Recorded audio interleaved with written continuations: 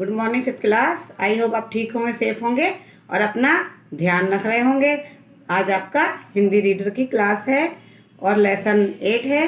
देखिए 7 लेसन हम ऑलरेडी कर चुके हैं, अब लेसन 8 है और लेसन का नाम है काल करे सो आज कर। तो बच्चों मैं लेसन स्टार्ट कर रही हूँ, आप ध्यान से सुनिए और समझिए।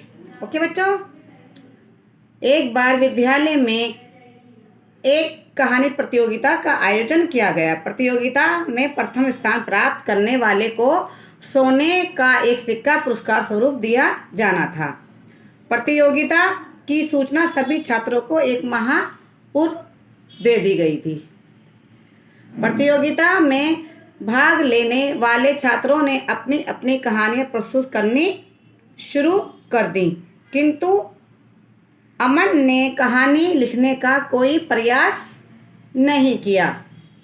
वह अपना अधिकांश समय इधर उधर ही बिता देता।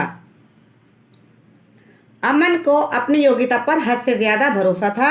उसका विचार था कि यदि वह कहानी प्रस्तुत करने की अंतिम तिथि से 2 दिन पूर्व भी लिखेगा तो भी पुरस्कार उसे ही मिलेगा। धीरे धीरे प्रतियोगिता समीप आ गई। अमन कहानी लिखने बैठा पर उसकी तमाम कोशिशें नाकाम रहीं। साहित्य की रचना अनायास होती है, सायास नहीं। अनायास यानी अचानक बिना कोशिश और सायास परिश्रम से। अब देखते हैं बच्चों आगे। समय खिसका। कहानी प्रस्तुत करने के अंतिम दिन के बीच में केवल एक रात थी। अमन की घबराहट अब चेहरे पर साफ दिखाई देने लगी थी। वह रात देर तक पुस्तकालय में बैठा कुछ लिखने में लगा रहा और अंत में एक कहानी लिखने में सफल हो ही गया। अब आगे देखते हैं बच्चों। अमन ने अपनी कहानी को पढ़कर देखा तो खुशी से उछल पड़ा। उसका ख्याल था कि जी तोड़ मेहनत के बाद उसने बहुत ही अच्छी कहानी लिख डाली है। वह दौड़ा दौड़ा माँ के पास पहुँचा और उन्हें अपनी कहानी दिखाई। कहानी पढ़ने के बाद माँ काफ़ी खुश हुई। अब अमन की सफलता की आशाएं फिर बलवती हो गईं। जिस सोने के सिक्के की उम्मीद वह बिल्कुल छोड़ चुका था, वही सिक्का अब उसे अपने पास नजर आने लगा। कहानी लिखने के बाद वह उठा और स्कूल जाने की तैयारी करने लगा तथा नियत समय, देखते हैं आगे, पर स्कूल पहुंचा। ओके। रात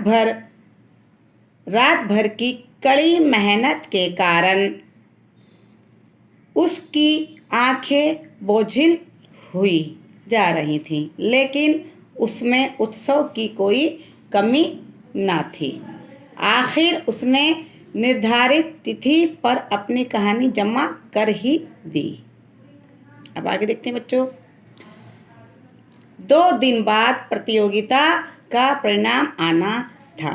विद्यालय में सभी छात्रों को यह उम्मीद थी कि अमन ही प्रथम स्थान प्राप्त करेगा। ऐन मौके पर उसके द्वारा कहानी प्रस्तुत कर दिए जाने के कारण उसके अन्य प्रतिभागी, देखते हैं आगे, काफ़ी निराश हो गए थे। परिणाम वाले दिन अमन विद्यालय पहुंचा। वहां सभी छात्र नियत समय पर एक स्थान पर एकत्र हुए। आगे देखते हैं। सभी कहानी प्रतियोगिता का परिणाम जानने के लिए बेहद उत्सुक थे। पुरस्कार भी भारी भरकम था। ओके बच्चों, अब देखिए आगे। प्रतीक्षा की घड़ियां समाप्त हुईं। विद्यालय के प्रधानाचार्य परिणाम घोषित करने और विजेताओं को पुरस्कार देने के लिए खड़े हुए। प्रधानाचार्य का खड़ा होना था कि अत्यधिक विश्वास से भरा अमन भी अपने स्थान पर खड़ा हो गया, मानो पुरस्कार उसे ही मिलने वाला हो। अब आगे देखते हैं। ये देखिए बच्चों, दिख रहा है ना आप लोगों को साफ साफ? ये देखिए, प्रधानाचार्य ने परिणाम की घोषणा की। प्रथम स्थान किसी और छात्र को प्रदान किया गया था। द्वितीय तथा तृतीय स्थान करने वालों के नाम भी घोषित कर दिए गए, पर अमन का नाम उनमें भी ना था। बेहद हताश अमन, निराश अमन धम से अपने स्थान पर बैठ गया। उसकी आंखों में आंसू आ गए। सोने का सिक्का हाथ से निकल चुका था। अमन ने निर्णायकों के निर्णय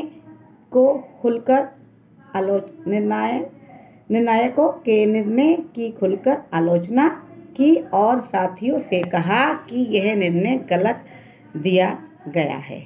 साथियों को भी दिख रहा बच्चों, साथियों को भी उस पर अत्यधिक विश्वास था, अतः उन्हें भी अमन की बात सही लगी।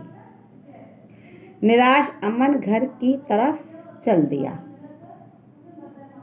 घर पहुंचते ही वह बिना किसी से कुछ कहे चुपचाप अपने कमरे में घुस गया। माँ ने उसे कमरे में घुसते हुए देख लिया था। वह अमन के पीछे पीछे कमरे में पहुंची और उसे देखते ही बोली, तुम्हें पुरस्कार नहीं मिला ना?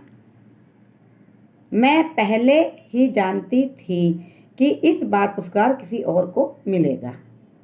अब आगे देखते हैं बच्चों। अमन अपनी माँ के इस कथन पर आश्चर्यचकित रह गया और अपने आंसू नहीं रोक सका। वह फपक कर रोते हुए बोला, मम्मी, यह पश्चाताप है। पुरस्कार का असली हकदार मैं था, लेकिन निर्णायकों ने दूसरे को दे दिया। नहीं अमन, निर्णायकों ने कोई पक्षपात नहीं किया है। उनका निर्णय बिल्कुल सही है। पुरस्कार न पाने के दोषी तुम स्वयं हो। आयोजकों ने तुम्हें पूरे 1 माह का समय दिया था, लेकिन तुमने पूरा महीना यूं ही गुजार दिया। तुम्हें अपनी योग्यता पर कुछ ज्यादा ही भरोसा था, इसलिए तुम अंतिम दिन लिखने बैठे और सही कहानी नहीं लिख पाए। याद रखो, यदि महीने भर का काम एक रात में करने की कोशिश करोगे तो हमेशा हानि ही उठाओगे। अब आगे देखते हैं बच्चों।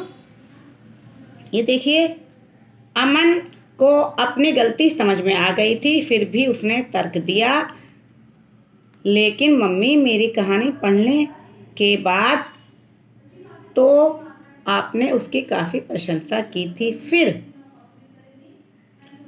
हाँ, तुमने अवश्य ही अच्छी कहानी लिखी थी, लेकिन वह सिर्फ अच्छी थी, सर्वश्रेष्ठ नहीं। सर्वश्रेष्ठ यानी सबसे अच्छी। साहित्य के क्षेत्र में कुछ करके दिखाना है तो सोचने का काम कल पर मत डालो। अपनी योग्यता पर कभी घमंड ना करो। प्रतियोगिता के दौरान हमेशा इस बात का ध्यान रखो कि भले ही तुम श्रेष्ठ हो, लेकिन सर्वश्रेष्ठ कोई और भी हो सकता है। अमन को माँ के शब्दों से काफ़ी सांत्वना मिली, यानी तसल्ली। उसने आंसू पोंछ लिए और माँ को आश्वासन दिया कि अब वह भविष्य में वह कभी अपने सर्वश्रेष्ठ होने पर घमंड नहीं करेगा और अपने काम को कभी भी कल पर नहीं छोड़ेगा। तो ओके बच्चों, ये आपकी कहानी यहाँ पर समाप्त होती है। तो बताओ, आपको इस कहानी से क्या शिक्षा मिली, क्या मोरल है? इस कहानी से हमें ये शिक्षा मिलती है कि हमें आज का काम कल पर नहीं टालना चाहिए, कल पर नहीं छोड़ना चाहिए। हमें आज का काम अभी करना चाहिए और कल का काम आज करना चाहिए। बच्चों, हमें समय का सदुपयोग करना चाहिए, समय को हमें नष्ट करना नहीं चाहिए। समय पर हमें सोना चाहिए, समय पर हमें खाना चाहिए, समय पर हमें उठना चाहिए और समय पर हमें खेलना चाहिए। ये नहीं कि हम समय को बर्बाद कर दें। अगर हम सारा काम समय पर करेंगे तो हम सर्वश्रेष्ठ ही कहलाएंगे और हमारा सारा काम जो भी हम करेंगे वो सर्वश्रेष्ठ ही होगा, सबसे अच्छा ही होगा।